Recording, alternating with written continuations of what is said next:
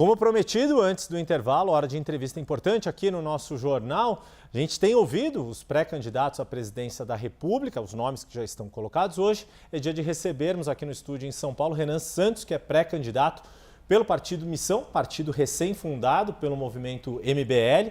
Larissa Rodrigues está comigo nessa jornada aqui, direto de Brasília, aqui no telão. Pré-candidato, vou chamá-lo assim, muito bem-vindo aqui, um prazer recebê-lo, como a gente tem tido essa oportunidade de ouvir os candidatos. Quero começar, já que estamos a 2 dias de uma semana, 2 dias depois de um evento político importantíssimo que aconteceu, dado o ineditismo, a rejeição de um nome indicado ao Supremo Tribunal Federal, e com essa perspectiva de que, eventualmente, esta vaga que foi deixada por Luiz Roberto Barroso só seja preenchida quando um novo presidente for escolhido. Então, quero ouvi-lo sobre este assunto. Se o senhor tem alguns nomes já pensados de quais são juristas adequados para serem indicados ao Supremo Tribunal Federal, ou se não os próprios nomes, perfis que o senhor considera mais adequados para serem submetidos à sabatina e aprovação do Senado Federal. Maravilhoso, é realmente uma pergunta pertinente diante da bomba atômica política da última semana. Primeiro, muito obrigado pela oportunidade de estar aqui com você, Yuri, com a Larissa, com todo mundo, todos os espectadores da CNN, uma honra. E sendo direto na resposta, nós precisamos de um perfil legalista, que não defenda os princípios conhecidos como neoconstitucionalistas, que é o que o próprio Barroso defendia, que é a ideia de que o ministro do Supremo tem que inovar, né? Sair da linha de ser um jurista que analisa a Constituição e criar leis a partir das suas decisões. Isso criou boa parte das distorções que a gente vê na relação entre judiciário e legislativo. Então, figuras que defendem uma perspectiva clássica por parte do judiciário é o básico, sem escritórios de familiares ligados a eles, sem vontade de participar do debate público, altamente discretos, nenhuma vaidade, nenhuma vontade de aparecer em redes sociais. Isso já é uma base, e obviamente um passado ilibado. Isso é a base para alguém participar de uma Suprema Corte minimamente saudável. No mundo todo, as Supremas Cortes, elas são caladas, desconhecidas, quase ninguém sabe o nome dos ministros dessas Supremas Cortes. No Brasil, as pessoas sabem quem são os 11 ministros do STF, mas não sabem quem são os 11 que vão jogar a Copa do Mundo. É sintomático num país que está doente. Pois é, talvez hoje em dia até o Carlo Ancelotti saiba quem são os 11 Eu tenho certeza. do Supremo e ainda está definindo ali o seu... Mas, Lari, antes só de passar a palavra para você, deixa eu só perguntar mais uma coisa aqui para o pré-candidato, para o Renan, porque diante do que aconteceu, também a gente percebeu um protagonismo não só do judiciário, que você já apontou como uma crítica, que o senhor já apontou como crítica, mas do próprio Senado.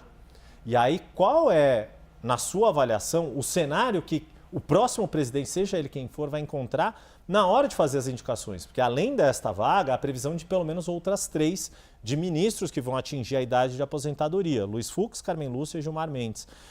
Como é que, na sua avaliação, vai ser vai se exigir do futuro presidente articulação política para trilhar um caminho viável para aprovação? Porque, no fim das contas, é disso que se trata: indicar um nome que tenha viabilidade de ser aprovado pelo Senado, que for eleito em outubro deste ano. Yuri, a gente tem uma guerra institucional.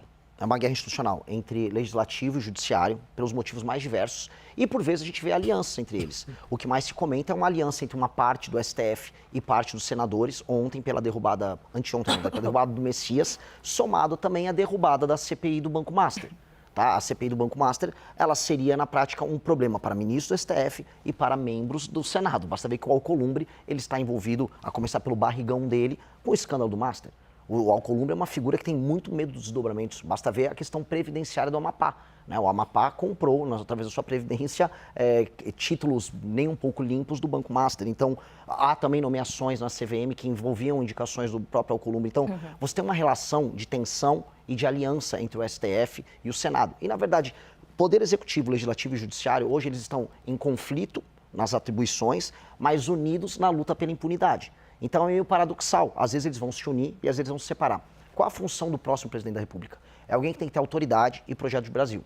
Projeto de Brasil e saber o que quer. Olha, eu vou chegar lá, primeiro dia eu vou enfrentar o crime organizado, eu vou fazer um pacote de reformas fiscais e eu vou diminuir o poder do Centrão. Essa é a minha plataforma. Sei qual é a minha plataforma, sou uma pessoa limpa, aí eu tenho como prerrogativa resolver essa briga institucional entre os poderes.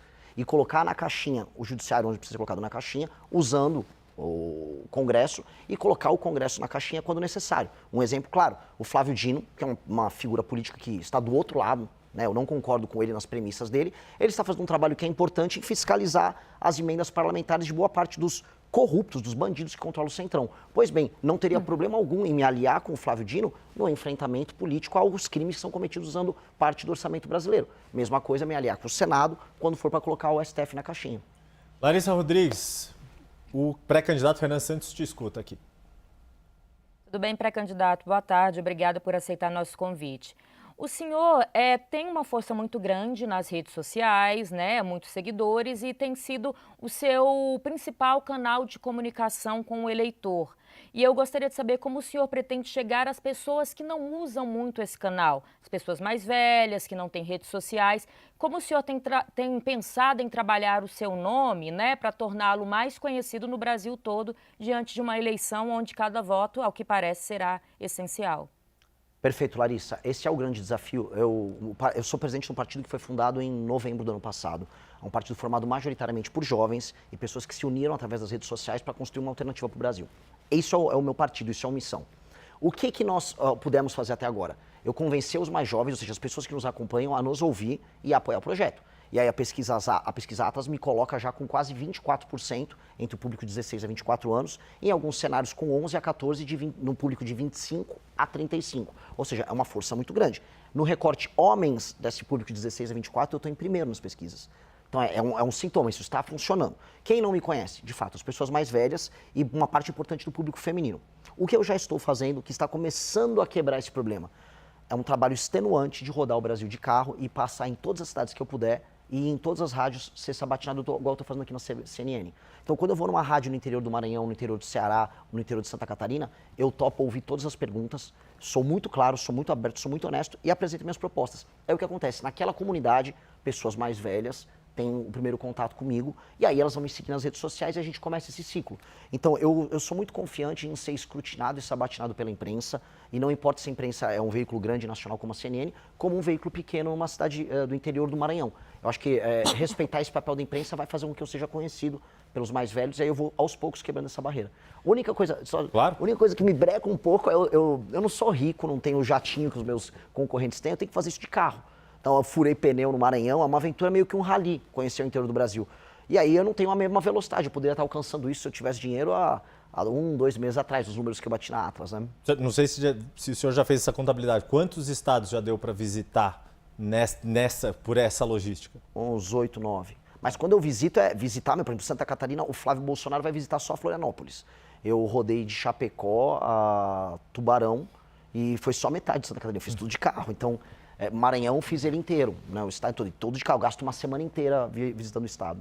A questão da Larissa e a sua resposta me chama a atenção, ou me faz aqui colocar uma outra questão que eu queria ouvi-lo.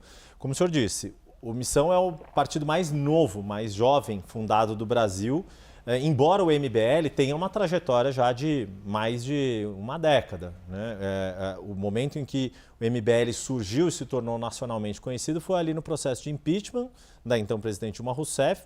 Tiveram um papel crucial, inclusive com articulação, na época, com o então presidente da Câmara, Eduardo Cunha, que era quem tinha que assinar a abertura do processo, etc.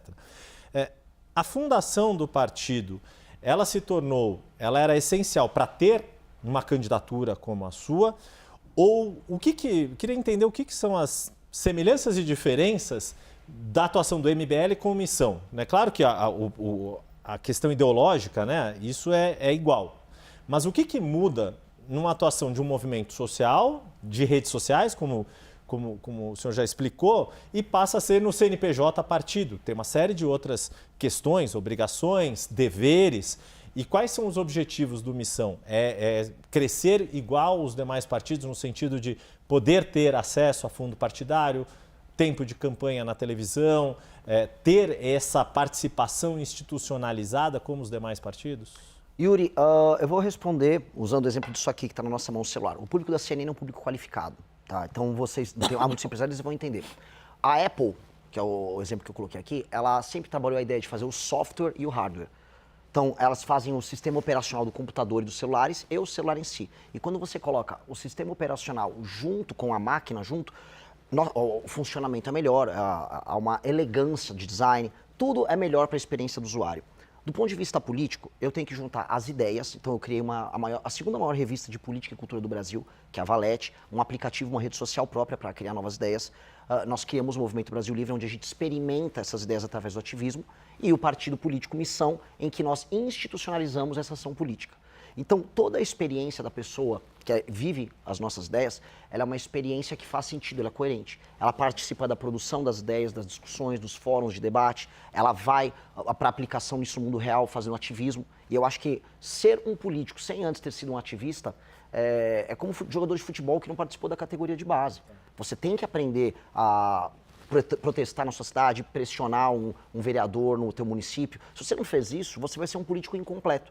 Então, e ao mesmo tempo, você nunca vai ser apenas um ativista se você quiser mudar o Brasil. Você tem que entrar no jogo político, participar das eleições, vencer eleições, participar de debates. Então, agora nós temos condições de fazer isso.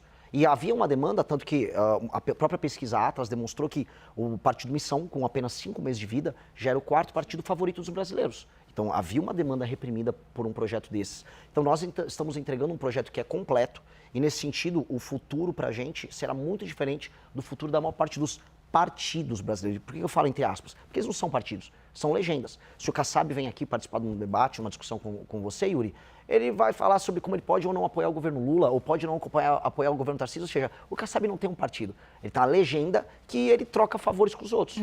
Nós temos um partido, e isso é diferente. E aí eu respeito ainda quem é partido. Eu posso discordar essencialmente do PSOL, mas é um partido, eles têm ideias e defendem as ideias deles. E aí eu quero participar do debate público enfrentando eles. Quem mais são partidos na sua avaliação? O PT é um partido.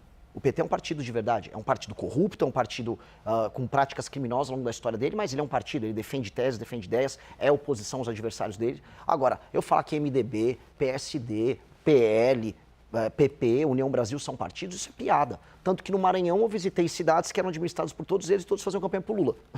Entendeu? Então qual o sentido disso? Não tem sentido. Lari? Pré-candidato, a gente estava aqui, abrimos, né, as nossas perguntas sobre as pautas do dia a dia. Eu queria voltar um pouquinho nesse assunto. Principalmente a pauta que deve dominar os próximos dias, até as eleições, que tem sido uma bandeira do Palácio do Planalto, ali dentro do Congresso Nacional também, que é o fim da escala 6x1.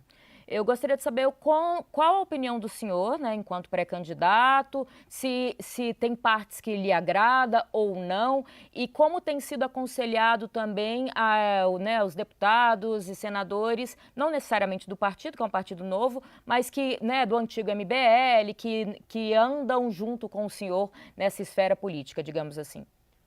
Eu não fujo de perguntas dessa, e eu digo isso porque eu fico vendo o meu concorrente no campo da direita, o Flávio Bolsonaro, avisar que ele não tem nenhuma posição sobre nada em termos econômicos, né? E lógico, ele tem medo de perder voto e isso trai o eleitor dele. O Flávio Bolsonaro não tem coragem de falar sobre isso. Nós somos contra essa alteração à lei e eu aviso para o trabalhador que está assistindo essa entrevista, você está sendo enganado. A discussão não é se você vai trabalhar mais ou menos recebendo o mesmo dinheiro. A discussão é se vai passar um projeto e aí você não terá mais o seu emprego. É basicamente isso. Porque nós já temos um país que está fora das cadeias globais de produção. Ou seja, as empresas brasileiras estão sendo tiradas dos processos internacionais de fazer um carro, de fazer um equipamento para um celular. A gente está ficando isolado e estamos primarizando a economia. Ou seja, a gente está vendendo soja, minério de ferro. Nós estamos ficando um país com empregos que pagam menos. Em vez de a gente gerar mais produtividade e capacidade de competir com o mundo, nós diminuímos isso. Então, nossos juros é super alto, a gente cobra um monte de imposto e a gente ilude o trabalhador. Olha, você pode trabalhar menos e ganhar a mesma coisa. Eu vou avisar o trabalhador. É mentira. É mentira. Estão te enganando, estão te enrolando. O Lula está fazendo isso. Igual ele falou que a taxa da blusinha não ia aumentar o preço das mercadorias, só para ele ganhar o voto, te iludindo na eleição e vencer a eleição. E a direita, que deveria ser corajosa, fazer oposição, não tem coragem de enfrentar. Aí, muito provavelmente, eles vão votar favorável. Ainda vão avisar assim, olha, não caímos no truque do PT. Só que milhões de pessoas podem perder emprego, empresas brasileiras podem perder competitividade, o empresário brasileiro perde força, mas em compensação a direita não caiu no truque da esquerda. Eu não consigo acreditar nisso. Eu não consigo acreditar numa política que não seja, assim, brutalmente honesta e sincera. Então eu posso perder votos com o que eu estou falando aqui, mas eu prefiro perder o voto, falando a verdade, do que ganhar o voto e depois eu ter que fingir que eu meti o louco no período eleitoral. Eu não acredito nisso.